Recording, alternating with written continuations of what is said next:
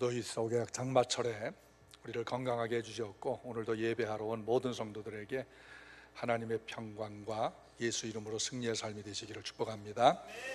미가서 5장 10절에서 15절 통해서 실패의 원인, 이 말씀을 듣고 또 실패한 분들은 일어나시길 바라고, 또 일어나신 분들은 더 일어나서 예수 이름으로 승리하는 삶이 다시 한번 되기를 축복합니다. 제가 중학교 때 삼국지라고 하는 소설에 매료돼서 전권을 읽은 적이 있어요. 그 이후로도 2번을 더 읽고, 또 드라마나 또 신문에 방송되거나 연재했던 아주 매력적인 그 소설이 삼국지입니다. 레이의 삼국지는 나연중이라고 하는 분이 삼국지연의라고 하는 그 소설을 쓴 것이 효시가 되는데, 그 본래 이 삼국지라고 하는 것은 2세기경 진수라고 하는 분이 그 삼국지를 썼었어요. 그것을 이제 13세기에 이르러서 나연중이라고 하는 분이 그 실화와 허구를 가미해서 재미있게 표현해서 오늘날의 삼국지라고 하는 그 매력적인 소설이 탄생이 되었는데요. 중국에는 당시에 위나라, 총나라, 오나라를 삼국지라고 하죠. 그리고 중국의 통일을 이루었던 그 진나라가 있었습니다. 그런데 이 삼국지의 주인공이 유비, 관우, 장비, 거기에 지략가인 제갈공명이 합서해서 그 중국을 통일해가는 이런 과정을 아주 재미있게 그린 역사, 또 허구가 가미된 그런 소설이라고 할 수 있는데, 이 삼국지를 보면은 한 가지 느끼는 것이 있어요. 약육강식이라고 하는 것입니다. 강한 자는 살아남고 약한 자는 패배한다 라고 하는 것입니다. 물론 제갈공명이라고 하는 탁월한 지략가가 있어서 유비가 이끄는 나라가 약할 때도 제갈공명의 지략 때문에 승리를 하였지만은, 거기서 승리한 사람은 권모술수, 수단, 방법 가리지 않고 전쟁에서는 무조건 이기는 것만이 살아남을 수가 있지 않았습니까? 그래서 야국강식이라고 하는 교훈을 거기서 받을 수 있고, 그것이 오늘날 우리나라 현실과 비슷해서 승자 독식이라는 말로 표현할 수 있을 것 같습니다. 이 승자 독식이라고 하는 것은 현실에 있어서 우리나라 정치, 교육, 경제, 이 사회 전반에 걸쳐서 퍼져 있는 하나의 이 가치관이라고 할 정도로 이 승자 독식이 대단한 나라가 되어지지 않았겠습니까? 오늘 인간을 승리자와 실패자로만 나눌 수가 없죠. 승리했다가 실패할 수 있고, 실패했다가 승리할 수도 있기 때문인 것이에요. 오늘 말씀은 미가 선지자를 통해서 남쪽 유대가 전쟁에 왜 실패를 했는가, 어찌해서 실패하는 나라가 되어졌는가를 말씀하고 있어요. 미가는 이사야와 호세아 선자가 함께 사역하던 동시대에 일했던 분입니다. 그는 기원전 7세기에 남쪽 유대 왕이었던 요담, 또 아하스, 히스기야, 이 3대 왕을 거치면서 45년 이상을 하나님 말씀을 예언한 유명한 선지자예요. 그 미가가 유대의 멸망을 예언하고 있는데요, 개인이 실패하면은 개인과 가족이 고통을 받지만, 나라가 실패하면 민족 전체가 고통을 받습니다. 그러니까 남유대가 멸망하는 그것을 예언하는 선자의 마음이 고통스러웠죠. 실제로 유대가 멸망길로 가고 있는 것을 봤거든요. 그 유대가 실패한 원인이 무엇일까? 첫째는 군사력을 지나치게 의존한 것입니다. 10절을 읽겠습니다. 여호와께서 이르시되 그날에 이르러는 내가 내 군마를 내 군대에서 멸절하여 내 병거를 부수며. 유대는 부유한 경제력을 말과 병거를 많이 사들이는 데 썼습니다. 11절 보면 내 땅의 성읍들을 멸하며 내 모든 성을 무너뜨릴 것이며, 성벽도 너무 비쌌고 전방을 요새화 시켰습니다. 그러니까 이스라엘이 말과 병거를 많이 준비하고 지역마다 성을 높이 쌓아서 요새화시킨 이유가 있죠. 적들에게 둘러싸여 있는 나라가 유대예요. 애굽, 아수르, 모압, 암몬, 바벨론, 이런 지역에 둘러싸여 있다 보니까 언제든지 전쟁의 위험이 있습니다. 지중해 건너에는 유럽이라고 하는 강력한 나라들이 또 중동 지역을 넘보고 있습니다. 언제 침략할지 모르는 불안감에 눈을 치켜뜨고 나라를 지켜야 했습니다. 특별히 그 중에 아수르가 가장 큰 위협이었는데, 아수르의 디글라 벨레세 3세, 아주 호전적이고 성질이 포악한 왕인데 남북 이스라엘을 크게 위협을 했습니다. 이런 이유로 이스라엘은 말과 병거를 많이 준비를 했어요. 특별히 애굽에서 좋은 말들을 준비를 하고 주변의 강대국들을 통해서 병거를 준비했습니다. 근데 이런 국방력만 믿었던 거죠. 국방력만 믿고 안일하게 지도자들은 재물을 축적을 합니다. 백성들은 더 어려워졌습니다. 그러니까 유대는 군사력만 강하면은 나라가 잘 될 것이다, 어떤 전쟁도 승리할 수 있다, 이것을 믿게 됐어요. 두 번째는 우상 숭배와 미신을 의지했습니다. 12절 13절 읽습니다. 내가 또 복수를 내 손에서 끊으리니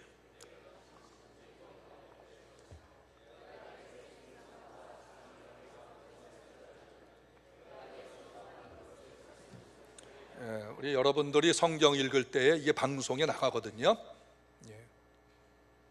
우리나라 사람들만 듣는 것이 아니라 외국 방송도 나갑니다. 그러니까 큰 소리로 다시 한번 12절 14 시작.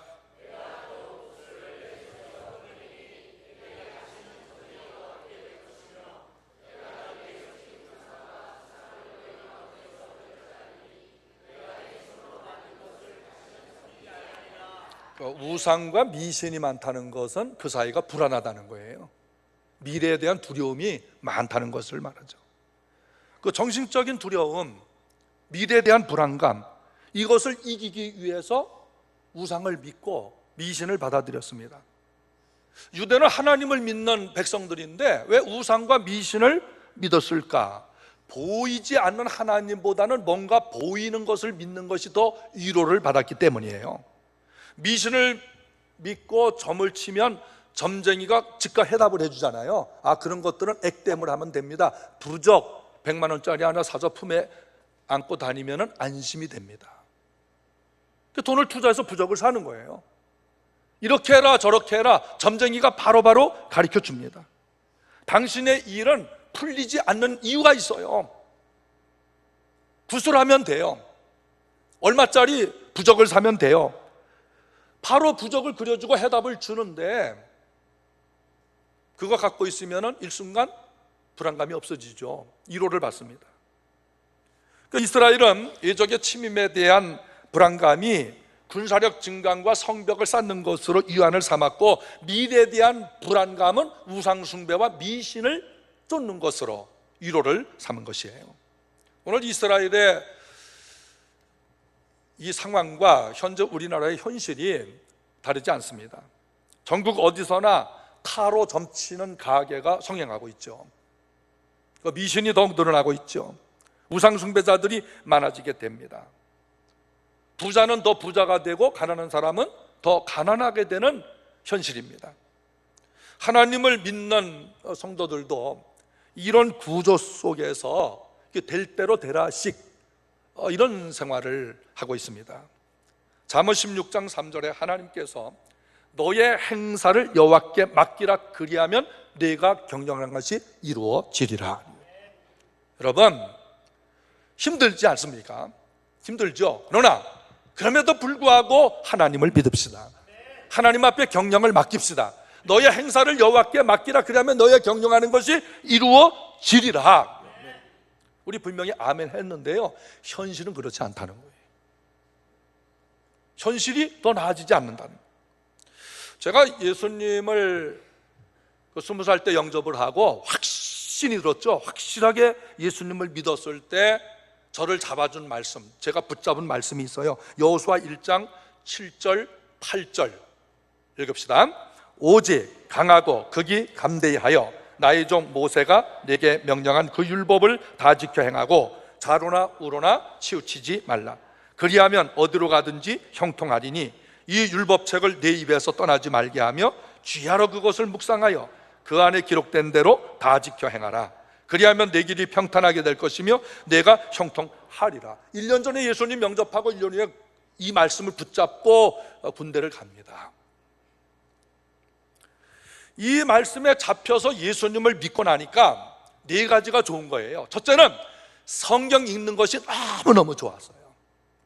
소설, 책 읽는 걸 좋아했지만은 성경이 너무너무 좋아서 성경 많이 읽었죠. 두 번째는 예배가 좋았어요. 주일날 예배, 저녁 예배, 수요 예배, 금요 예배, 소그룹 모임, 예배 심해요. 예배가 기쁜 거예요. 오늘도 기쁨의 예배가 되시길 바랍니다.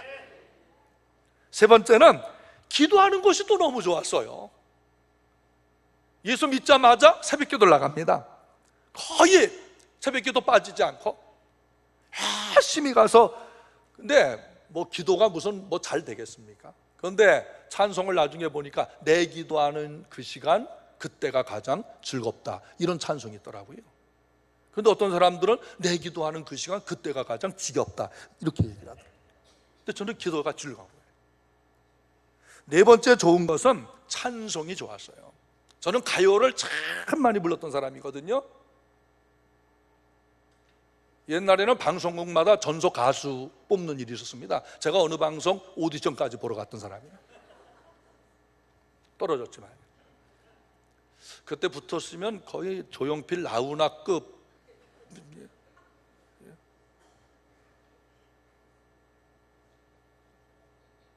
뭐 되질 않았겠지만 어떻든 그만큼 제가 가요를 좋아했던 사람입니다.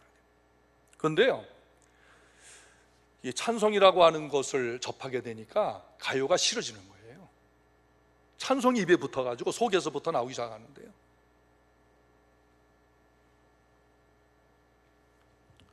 동일하신 하나님께서 오늘 여러분에게 성경 읽기가 좋아지시기를 바랍니다. 예배가 기쁘시길 바랍니다. 기도하는 시간이 즐겁기를 바랍니다. 찬송이 좋아지시기를 축복합니다. 그랬더니 저희 아버지께서, 야, 성경만 읽으면 다냐? 자격증을 따야지. 야, 교회 다니면 다냐? 떡이 나오냐? 밥이 나오냐? 그리고 너 제사 지낼 때 뒤에 왜 서 있어? 너 뒤에 서서 기도하잖아. 부정타. 그러니 너 제사 지낼 때는 아예 밖으로 나가. 부정탄대요.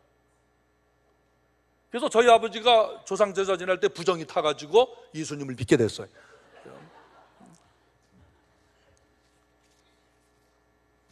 사실 예배를 열심히 하고 성경을 읽고 기도하고 찬송을 해도요, 현실적으로 변하는 게 별로 없습니다. 내 형편처지 그대로인 게 있죠. 왜? 저 그렇게 살았음에도 불구하고 사관학교 떨어졌어요. 대학도 떨어졌어요. 지난달에 일산 세계로 금난교회 주승민 목사님께서 여기 순복음촌청교회 하루 저녁 집회 오셨을 때 제가 은혜를 참 많이 받았습니다. 뭐 똑같은 얘기 전에 들은 적도 있는데 뭘 통해서 은혜 받았냐면 그분이 똑같은 대학에 10번 떨어졌다는 것이 그렇게 은혜가 되더라고요. 아니, 사람이 얼마나 못났으면 똑같은 대학에 글쎄 10년 동안 떨어집니까? 다른 사람 같은 10년 동안 공부하면 사법고시 합격하겠단 말이에요. 똑같은 대학, 그것도 무슨 신학대학, 감신대학 말이에요. 근데 저는요, 그 주성민 목사님 대단하지만은 그분의 사모님이 더 대단해요. 떨어질 적마다 다음에 또 봐라, 또 봐라, 또 봐라. 그래서 10번까지 온 거예요. 사모님이 돈 대주면서, 사모님이 직장 생활하고 남편 공부하라. 아니, 공부를 또 어떻게 했으면 10번 떨어져요? 그런데 10번째 마지막 보는 거야. 이거. 그래서 사람이요, 그만큼 떨어졌으면 하나님 뜻이 아닌가 보다.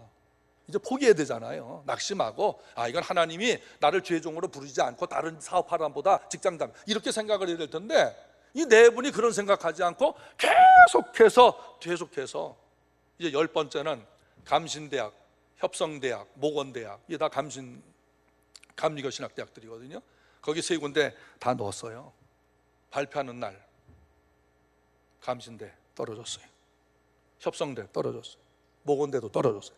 아니 어쩌면 또 공부를 못해서 세 대학을 한꺼번에 또 떨어져요.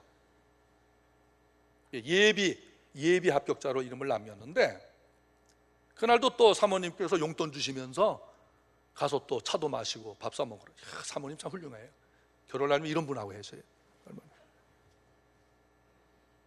근데 감신대에서 전화 오기를 합격한 사람이 등록금이 없어 못 냈다고? 당신이 합격을 했대.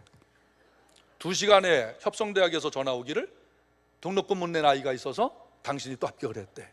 또 2시간 후에 모건대학에서 전화 오기를 등록금 못 낸 학생이 있어서 당신이 합격했대. 똑같은 날 세 대학을 다 합격을 했다. 그래서 훌륭한 목사님이 되어졌다는 거예요. 오늘 사랑하는 여러분, 인간이라고 하는 것은 올라갈 때 있지만 떨어질 때가 있어요. 올라갈 때는 기가 살아있지만 떨어질 때는 추락하는 것은 날개가 없다 그러잖아요. 그런 인생의 쓰디쓴 맛을 우리가 볼 때가 있는 겁니다. 그 하나님께서는 그 시점에 뭘 원하느냐? 그래도 내가 너를 잡는다 이거예요. 그래도 내가 너를 붙잡아 준다. 내가 너를 붙잡으니까 너는 나한테 안겨라. 나한테 붙잡혀라. 우리는 문제만 있으면 기도하라고 하지 않습니까? 그 기도해야 되죠. 문제가 있으면 성도는 기도하셔야 합니다. 오늘도 기도하시길 바라요. 어떤 문제든지 하나님께 기도하셔야 돼요. 그러면 언제까지 기도해야 되냐요? 내가 도대체 언제까지 기도해야 속이 시원할 정도로 내 문제가 해결할 수 있느냐? 언제까지 해야 되겠어요? 응답 받을 때까지요. 그렇죠. 응답 받을 때까지요. 또 한 가지, 언제까지 해야 되겠어요? 그렇죠. 내가 죽을 때까지. 죽으면 기도할 필요가 없잖아요. 기도합시다. 하나님께 잡히는. 또 한 가지는 말씀을 붙들어야 돼요. 말씀을 듣고 말씀을 붙들어야 됩니다. 그건 말씀 하는데, 말씀 들으면 무슨 수가 생기느냐, 성경을 읽으면 무슨 수가 생기느냐, 언제까지 내가 말씀 듣고 언제까지 이 말씀과 함께 가야 되느냐, 회의가 빠질 때가 있죠. 왜 우리가 그런 생각이 드느냐 하면은, 우리는 돈을 많이 벌어야 되고 좋은 직장을 가져야 되고 지위도 높아져야 되고 결혼도 잘해야 되고 내가 생각하는 무엇을 많이 가지고 있어야 인생이 된다, 이런 생각을 하고 있어요. 이게 믿는 사람이나 믿지 않는 사람이나 공통된 생각을 가지고 있단 말이에요. 우리 교회 보세요. 교회 오면은 남녀 전도, 뭐 청년들, 또 학생들 무슨 회장이다, 임원이다, 부장이다 다 한 자리씩 하고 있는데 사회 나가보면 나는 너무나 빈약해. 뭐 드러내놓을 것이 없어요. 그래서 사회 사람들이, 야, 너 그렇게 기도할 시간은 자격증 따고 그렇게 성경 읽을 시간이면 다른 책을 보고 뭔가 스펙을 좀 더 쌓아라, 이런 말을 합니다. 그런 거 이 사회 속에서 필요하기 때문에. 이스라엘이 그랬거든요. 하나님 의지하고 말씀 보고 기도하고 하나님 신앙할 시간이 있으면 열심히 일하고 성을 쌓고 무기를 준비하고 병거를 사들이고 그렇게 하라. 많은 말들과 병거와 요새에 대한 성벽을 보면서 그들은 현실과 미래에 대한 불안감, 우상과 미신을 섬기면서 두려움을 없앴어요. 불안이 없어졌어요. 1960년대, 1964년에 월남 전쟁이 일어나지 않았습니까? 미군만 50만 명이 투입됐고 대한민국이 5만 명을 파병을 했습니다. 그때 미국의 가장 강력한 무기들이 다 실험했죠. 전부 다. 전쟁 물자 면에서, 군인 수의 면에서, 무기의 강력한 면에서 월남전은 미국의 승리를 해야만 합니다. 그런데 미국이 패망하지 않습니까? 1975년 월남이 패망하고 미국은 당신들이 갔다 오는 모든 무기와 물자를 고스란히 놔두고 철수를 합니다. 강력한 군대, 가공할 만한 무기, 숫자도 게임되지 않을 만큼의 숫자. 왜 이런 군대가 패망합니까? 요즘에 우리나라 사람들이 베트남의 다낭 지역을 많이 가시는 것을 봅니다. 그때 당시 다낭에 무슨 일이 있었습니까? 다낭의 미군 PX에서 빼돌린 물자들이 월남의 경제권을 장악하고 있었어요. 그 부패가 경제권을 장악하고 있었다. PX 물품이라고 하는 것은 군인들과 그의 가족들이 사용하는 겁니다. 그게 다 빼돌려져서 다낭 지역의 하나의 큰 경제 벨트를 형성합니다. 썩은 물건들요, 부패나는 물건들, 냄새나는 물건들, 도둑질한 물건들이요. 이런 나라가 전쟁에 승리할 수 있습니까? 타락이 망하게 했습니다. 이스라엘의 힘은 경제와 군사력에 있다고 하나님께서 말씀하신 적이 없어요. 하나님을 사랑하고 나그네를 대접하고 고아와 과부를 영접을 해주고 하나님의 공의와 사랑을 베풀며 너희 신앙생활을 정직하게 할 때에 너희 나라는 강하게 될 것이며, 할렐루야, 너희 신앙은 힘있게 될 것이며, 그것이 너희가 견고하고 복을 받는 비결이다. 하나님께서 이스라엘을 그 수많은 나라 중에서 왜 이스라엘 선택했습니까? 신명기 7장 7절, 여호와께서 너희를 기뻐하시고 너희를 택하심은 너희가 다른 민족보다 수요가 많기 때문이 아니라 너희는 오히려 모든 민족보다 가장 적으니라. 여호와께서 다만 너희를 사랑하심으로 말미암아 또는 너희의 조상들에게 하신 맹세를 지키려 하심으로 말미암아 자기의 권능의 손으로 너희를 인도하여 내시되 너희를 그종되었던 집에서 애굽 왕 바로의 손에서 속량하셨느니라. 하나님께서 자꾸 보잘것없는 이스라엘이라 그래요. 이방의 빛이 되는 나라로 너희 작은 보잘것없는 너희를 쓰겠다 해서 선택하셨습니다. 지금도 하나님께서 우리를 이방의 빛으로 쓰실 줄로 믿습니다. 우리가 어떻게 이방의 빛으로 쓰임받을 수가 있겠습니까? 우리 그런 생각하죠. 우리가 좀 더 돈을 많이 벌어서 기부를 통해서 이방의 빛이 되겠습니다. 우리가 숫자를 많이 늘려서 그 힘과 세력을 가지고 이방의 빛이 되겠습니다. 뭔가 내 개인적인 스펙을 많이 쌓아가지고 이방의 빛이 되겠습니다. 우리 이런 생각 누구나 합니다.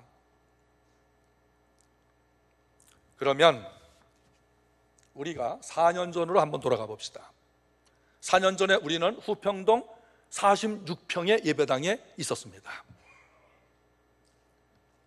그때 온누리교회는 개척때임에도 불구하고 춘천 사람들이 작지만 큰 교회라고 그랬습니다. 성경 중심적으로 말씀을 전하는 교회, 자기 건물은 없지만은 힘이 있는 교회, 수는 작으나 영향력 있는 교회, 그리고 이 지역과 세계 속에 꼭 있어야 될 교회. 우리가 4년 전에 이곳으로 이사 온다고 했을 때 후평동 주민들이 반대를 했습니다. 온누리교회 가지 말라고. 그 지역의 유지들이 저에게 모임을 갖자고 해서 갔더니 온누리교회 이사 가지 마세요. 여기 있으세요. 그럼에도 불구하고 옮기게 되었던 것은 우리는 어쩔 수가 없으니까. 언제까지 비사는 예배당에서 임대해서 관리 능력도 없었습니다. 그럼 우리가 무슨 힘을 가지고 있었느냐 이거예요. 우리가 무슨 힘을 가지고 있었느냐? 오직 예수입니다. 오직 성경입니다. 오직 하나님입니다. 성령의 능력입니다. 은과 금은 내게 없거니와 내게 있는 것으로 내게 주노니 예수 그리스도의 이름으로 일어나 걸으라. 그 힘 때문에 교회의 존재 목적이 있었던 겁니다. 이곳에 온 지 4년째인데 환경적으로, 외형적으로, 수적으로 아름다운 곳에 우리가 있습니다. 더 좋아졌습니다. 하나님께서 우리 교회를 어떻게 보실까? 이웃들은 우리 성도들을 어떤 성도로 보실까? 하나님은 우리를 보시고 이웃도 우리를 보고 계시는데 온누리교회를 향하신 하나님의 기대, 이웃 사람들의 기대는 무엇일까? 교회다운 교회인 것입니다.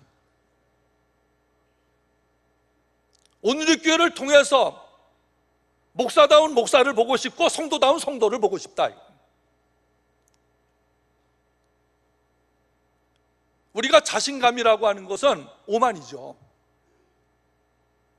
그러나 성경은 우리에게 두려워하지 말고 놀라지 말고 용기를 내라, 하나님의 이름으로 일어서라. 오늘도 주저앉고 싶은 삶의 무게 때문에 그래도 하나님을 예배하게 되겠기에 이곳에 온 성도들이 예수 이름으로 일어서시기를 바랍니다. 우리는 교회다운 교회가 되기 위해서 돈을 더 벌어야 되겠다, 수가 더 많아져야 되겠다, 더 높아지고 강해서 불신 사람들이 감히 넘보지 못하는 교회를 만들어야 되겠다, 이런 의식이 버려져야 합니다. 하나님의 교회는 초대교회부터 그런 것들을 목적으로 해서 사회를 지배하지 않았어요. 교회의 영향력이라고 하는 것은 말씀의 권위입니다. 성령의 능력입니다. 이스라엘이 가장 크게 보이고 가장 힘있고 권세 있게 보일 때가 언제였는지 아세요? 가나안 땅에 와서 예루살렘 성전 화려하게 지었고 많이 모일 때가 아닙니다. 부자로 살 때가 아니에요. 광야 40년, 출애굽 광야 40년 때 이스라엘은 가장 크고 힘있게 보였습니다. 그때를 보세요. 물 부족입니다. 당장 세수할도 힘들어요. 몸에 냄새가 나요. 빨래 못해요. 샤워하는 거, 목욕하는 거 어림없어요. 부족한 것이 너무 많고 환경이 나빴는데 이스라엘은 다른 민족들에게 크고 위대하게 넘보지 못할 민족으로 보였어요. 왜 그랬을까요? 하나님께 붙어 있었습니다. 하나님이 그와 함께 하셨고 그 민족이 하나님께 붙어 있었어요. 하나님께 붙어 있길 바랍니다. 내가 붙어지기 전에 주님께서 나에게 먼저 찾아와 주시지만은 이 사람들은 가장 어렵고 불안할 때에 그것을 축복이라고 생각하지 않아요. 내게 당면한 고통과 어려움을 축복이라고 생각하지 않습니다. 열왕기상 17장 6절에 엘리야 선지자가 활동할 때 이스라엘에 3년 6개월 비가 오지 않았잖아요. 선지자도 목이 말랐어요. 세수도 못하는데 몸을 못 쉬는데 찐득찐득한 날 속에서 죽을 지경이에요. 그런데 하나님께서 엘리야, 너 그리 시내가라고 하는 곳에 글로 피난을 가라. 길을 지나고 가니까 나무들도 다 타 죽었는데 물이 똑똑 바위구멍 속에서 떨어지는 겁니다. 똑똑똑 떨어지는 그것을 손으로 받아서 갈증을 해결하는 거예요. 그런데 배고픈 건 어떻게 해요? 아니, 하나님, 내가 그래도 하나님의 선지자인데 피난을 보내려면 물도 풍성하고 먹을 것이 있는 곳으로 보내주고 환경도 좋은 곳으로 보내줘야지, 오히려 더 목마릅니다, 더 배고픕니다 했을 때 하나님께서 까마귀를 보내주셔서 물과 고기를 물어다가 어디선가 물어다가 먹여 살려주셨어요. 엘리야의 영성이 가장 탁월할 때가 언제냐? 갈멜산 산상도 중요한 것이지만 이 그리시네가에서 물 똑똑 떨어지는 거 받아 마시고 까마귀가 물어다 주는 고기와 떡을 먹고 살아요. 그의 영성이 강했습니다.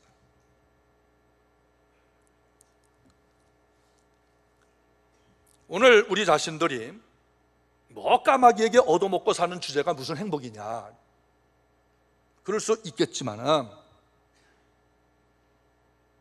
저희 아버지가 저 목사 된 거 반대한 이유 중에 하나가 그거예요. 야, 어떻게 사람으로 태어나가지고 그래 다른 사람들이 준 돈 가지고 그거 갖고 네가 먹고 사냐, 소위 말하는 헌금 가지고 왜 네가 얻어먹고 사냐 이거예요. 네가 뭐 못나서 그래.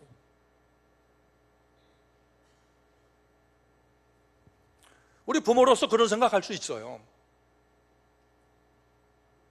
그런데요, 사람은 하나님께서 나를 안아주고 계신다, 이 믿음 갖기를 바라요. 하나님이 나를 안아주시고 나를 업어가 주시고 나를 품에 꼭 붙들어 주셔요. 이 믿음 있기 때문에 목회길 가는 것이고 간사일 가는 것이고 선교사일 가는 것이고 여러분 살아있는 그 존재 자체가 하나님이 붙들어 주심인 겁니다. 하나님이 허락하시는 모든 일과 환경은 우리를 훈련시키시는 하나님의 방법이에요. 하나님의 큰 계획입니다. 내 생각은 너희 생각과 다르고 내 계획은 너희 계획과 다르다. 열심히 믿고 열심히 살았는데 왜 어려움이 왔는지, 어찌해서 힘들어졌는지, 불안한지 지금은 모르죠. 이해가 안 되죠. 그런데 하나님의 생각과 하나님의 계획은 그것이 여러분에게 필요하기 때문에 허락이 된 것입니다. 우리 신앙은 하나님의 뭘 믿는지 아세요? 하나님의 절대 주권을 믿습니다. 인간이 계획이 많아요. 생각이 많아요. 그러나 인간의 계획은 옳은 것 같지만 하나님 보시기에는 사망길이에요. 멸망길이 있는 겁니다. 지금 이스라엘은 자기 나라 잘 되겠다고 엄청난 돈을 들여 무기 사들이고 말 사들이고 성벽 쌓았습니다. 거기에요. 그래도 미래가 불안하니까 미신과 우상을 끌어들여서 신뢰를 합니다. 그것이 망하는 것인 줄도 모르고 따라간 겁니다. 이 청소년 때에 이 수련회가 있죠. 수련회 하이라이트는 그 불 활활 피워놓는 뭐라 그래요? 캠프파이어. 캠프파이어 하는 건데, 이제 장작 이렇게 쌓아놓고 철사줄 쫙 언덕에다 놓고 솜방망이에서 해놓고 줄 딱 끊으면 쫙 안에서 불 탁 필 때에 그 시열 말이에요. 조금 또 앞서 나가는 분들은 그게 성령불이라고 또 이렇게 얘기하는 거예요. 또 촛불 하나씩 다 이렇게 들게 하고 메모지하고 볼펜 나눠주고 빙 둘러 세우죠. 그래가지고 감성적인 찬송을 부릅니다. 전사의 말을 하면 여기저기서 훌쩍훌쩍 아이들이, 여학생부터 울기 시작합니다. 결정적인 순간에, 야, 너희들 죄 졌지? 죄 지은 거 다 써. 애들이 그때 숨김없이 다 씁니다. 그리고 또 감성적인 찬송을 부르고, 그 통성기도를 하면은 애들이 통곡을 하면서 자빠져 우는 놈, 뒹구서 우는 놈, 엄마 잘못했다는, 말 잘 듣겠다는, 형에게 통해서. 그리고 마지막으로, 얘들아, 그 지도자가 기도하고 너희가 죄를 적힌 종이를 저기도 불에다 집어넣어. 그럼 다 탑니다.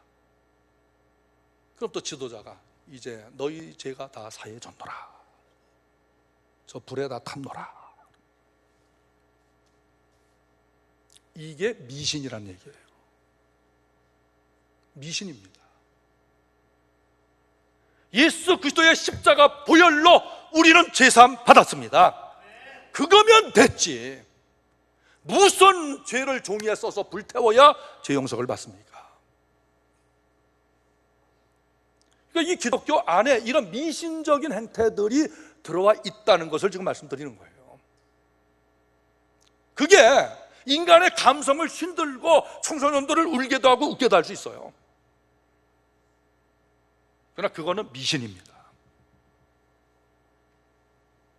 예수 십자가를 바라보세요. 보혈을 바라보세요. 부활하신 주님 앞에 서세요.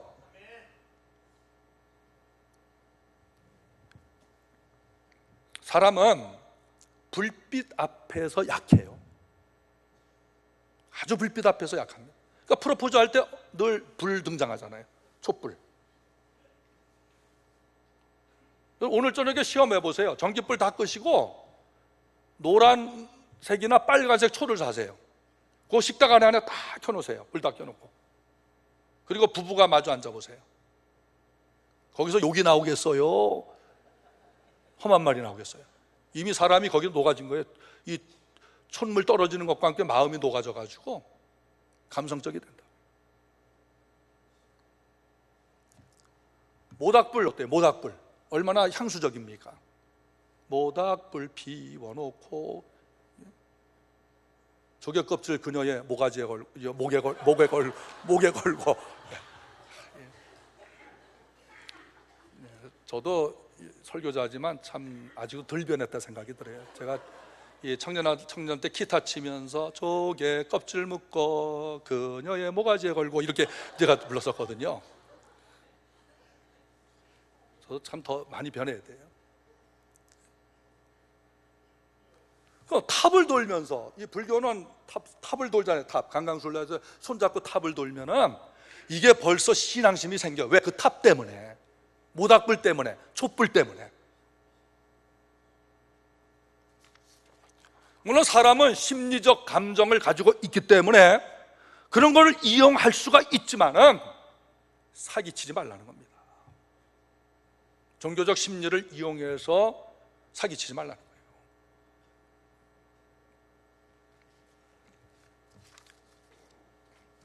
보이지 않는 하나님을 우리가 신령과 진정, 영과 진리로 경배하고 섬겨야지, 보이는 무슨 형상을 만들어 놓고 그것 때문에 내가 더 신앙심을 갖게 된다?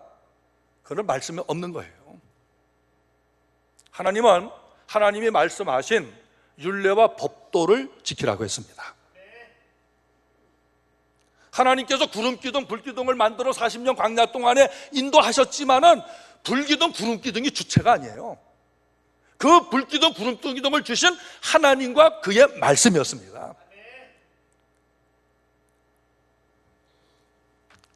하나님을 신령과 진정으로 예배하기보다는 어떤 형상을 만들어 놓고 그 앞에 제사상 차려놓고 엎드려 절하면은 신앙심이 더 고조되는 인간의 심리를 이용해서 잘못된 예배인 줄 알면서도 그게 습관하다고 전통이 된다면, 하나님보다, 그 말씀의 진리보다 자기가 만든 어떤 형상과 방법이 교회를 선점하게 돼버려요. 그 우상숭배예요. 그것이. 이스라엘이 그렇게 했습니다. 이스라엘은 뭔가 보여주고 싶었죠. 말과 병거도 보여주고 요새화된 성도 보여주고, 보이지 않는 하나님을 버리고 보이는 미신 우상 끌어들여서 우리도 너희와 같은 신들이 있다, 넘보지 마라, 뭔가 과시하고 싶어요. 지난달에 러시아 선교사님께 저희 돌계단 선교회원들이 가는데요, 한 친구가 아주 양복 정장을 쫙 입고 왔어요. 되게 뭐 그런 곳에 가면은 편한 복장 하거든요. 저도 제가 가서 수요 예배를 제가 설교를 했어요. 그래도 평범하게 이제 양복 가지고 와서 입었는데, 이 친구는 처음부터 양복을 쫙 입고 와서, 근데 아니 이땐 좀 편한 옷 입고 오지 뭐 이렇게 가방에다가 양복이 어울리지 않네. 그랬더니 이렇게 해야 그 비행기 스튜어디스들이 대접을 다 잘해준다. 이렇게 정장을 하면은 자기들과 더 대접을 잘 받는다. 또 입국할 때, 나올 때 양복을 입으면은 뭔가 달라진대요. 이 친구는 서울서 목회를 하면서도 한 달에 2번 이상은 미국에 가요. 그런 경험을 했다는 거예요. 우리가 세상은 외모를 보죠. 하나님은 중심을 보신다는데 그 중심이라는 것이 뭐냐? 우리의 속사람을 보시는 겁니다. 그런데 외모라고 하는 것은 언제든지 변하잖아요. 늙어요. 후패해요. 속사람은 날마다 새로워집니다. 내 외모가 좀 못났다, 내가 입을 옷이 좀 남루하다, 괜찮습니다. 우리의 향하신 하나님의 목적은 외모가 아니라 너희 속사람을 강하게 해라. 속사람이 새로워져라. 속사람을 정직하게 해라. 가식적으로 예수 믿지 말고, 사람과 하나님 앞에 보여주기식 예배하지 말고 진정성 있는 속사람을 가지고 하나님을 예배하라. 보여주기식 신앙생활 가능하지 않습니까? 그러나 그건 힘이 아니에요. 힘이 될 수가 없어요. 보여주기식 하는 것은 힘이 안 됩니다. 우리의 힘은 우리 안에 계신 예수님입니다. 우리의 힘, 하나님과 친밀한 관계에서 내 속사람의 힘이 나오는 겁니다. 뭐 아무리 치장해 보세요, 그게 힘이 되는가? 이 예배당이 온누리교회 힘이 될 수가 없어요.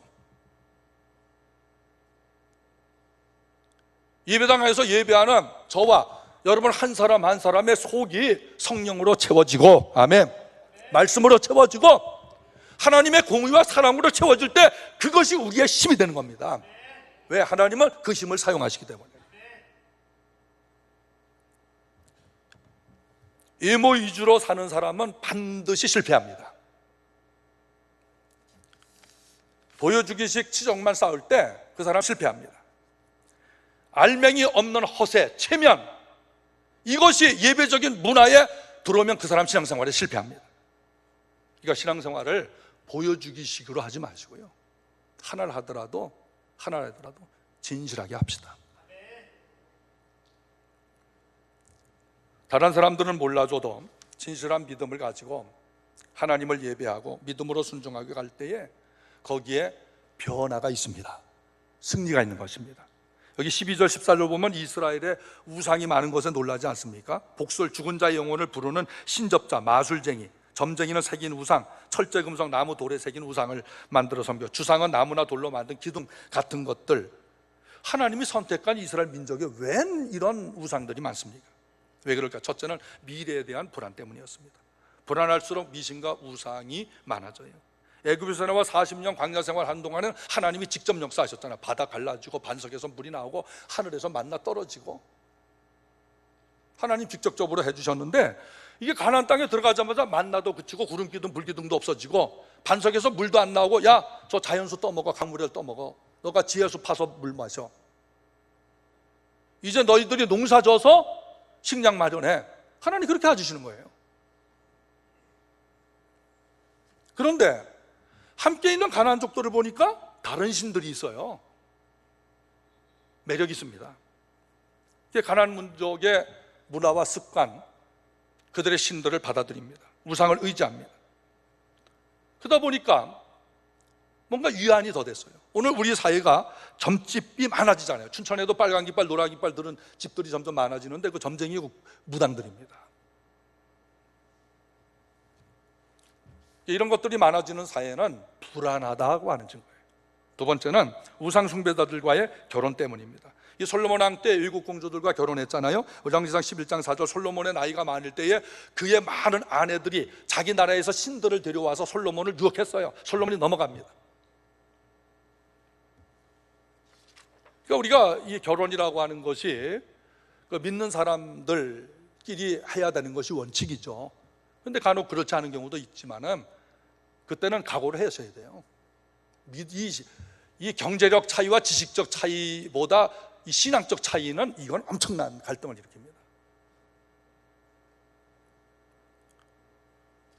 세 번째는 북이스라엘의 영향을 받았어요. 우리가 누구에게 영향을 받는가 대단히 중요한데, 저도 우리 사람마다 좋은 영향, 나쁜 영향 받지만 저는 아버지로부터 이 부지런함, 이 성실함을 제가 영향받은 것 같아요. 어머니는 아주 꼼꼼하셔요. 어머니로부터 꼼꼼함을 받았어요. 좋은 은사님들을 만나서 좋은 책을 읽는 습관을 길들였던 것 같아요. 여러 가지 좋은 성품 가진 성도들을 만나서 제 성품이 좋아진 것 같아요. 무엇보다 예수님을 만났습니다. 예수님이 가장 큰 영향력을 주신 분. 그러니까 북이스라엘 초대 여로보암이 혼합주의를 받아들였는데 하나님과 우상을 섞어 섬기는 정책을 펴서 성공을 합니다. 남유대가 그것을 보고 하나님만 믿어서 안 되겠구나, 다른 신들도 혼합해서 믿어야 되겠구나, 이걸 받아들인 거예요. 그러다가 결국 멸망을 했는데, 오늘 우리 북한과 대한민국 보세요. 북한은 주체 사상이라고 하는 확실한 신념과 사상이 있습니다. 대한민국은 오합지졸적인 사상이 있어요. 그러면 가장 분명한 사상과 신념, 믿음을 가진 그 공동체는 뭐냐? 교회밖에 없습니다. 이게 대한민국 현실이에요. 그러면 북한의 주체 사상 앞에 대한민국 사람들이 먹히느냐? 대한민국의 하나님을 신앙하는 이 신앙에 북한이 흡입되느냐? 이 둘 중에 하나예요. 무기 문제, 경제 문제, 환경 문제가 아닙니다. 신앙 문제예요. 이게 사상 문제입니다. 혼합주의가 되겠습니까? 그러므로 여기 있는 우리 이 백성들마다, 성도들마다 신앙 똑바로 가집시다. 혼합주의 신앙 싹 버리고요, 오직 예수 가집시다. 하나님의 이런 유다를 어떻게 하실까? 15절 읽겠습니다. 내가 또 진노와 분노로 순종하지 아니한 나라에 갚으리라. 심판하겠다. 결국 망하지 않았습니다. 우상숭배와 미신의 근원, 그리고 그런 것들을 권장한 나라와 따르는 자들을 철저할 정도로 심판하셨습니다. 지금 모두 어려움을 겪고 있습니다. 힘들죠? 그것 때문에 잠 안 오고 불안합니다. 미래 젊은이들 없는 것 같습니다. 이러할 때 우리가 어떻게 해야 되겠습니까? 분명한 것은 하나님께서 우리에게 필요하기 때문에 허락한 어려움인 것입니다. 사드 100개 갖다 놔도 북한의 미사일 다 못 막는 거 우리가 알지 않습니까? 북한이 미사일 안 쏘면 러시아가 쏠 테고 중국이 쏘지 않겠습니까? 1000대를 갖다 놔도 못 막는 거 우리 알지 않습니까? 국방력이 문제고 수가 문제고 무기가 문제라면 스위스, 핀란드, 노르웨이, 덴마크 이런 사람들, 싱가포르 어떻게 선진국으로 살고 있습니까? 무기가 많아서요? 성벽을 쌓아서요? 수가 많아서요? 아닙니다. 우리보다 약한 나라입니다. 군사력으로요. 하나님을 신앙하는 것이 우리의 힘입니다.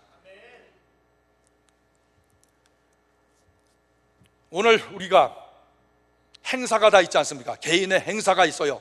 다 행사가 있습니다. 너의 행사를 여호와께 맡기라. 그러면 너의 경영을 한 것이 이루어지리라. 미래를 불안해하지 말고 내 인생을 잡고 서시는 하나님의 절대 주권에 내 삶을 붙들어 매고 하나님 나를 잡아주시고 업어주시고 품에 안아주시어서 하나님을 사랑하고 이웃을 사랑하고 이웃의 영향력을 끼치는 일에 감사함으로 나가 예수 이름으로 승리하는 성도 되시기를 예수님 이름으로 축복합니다. 아멘.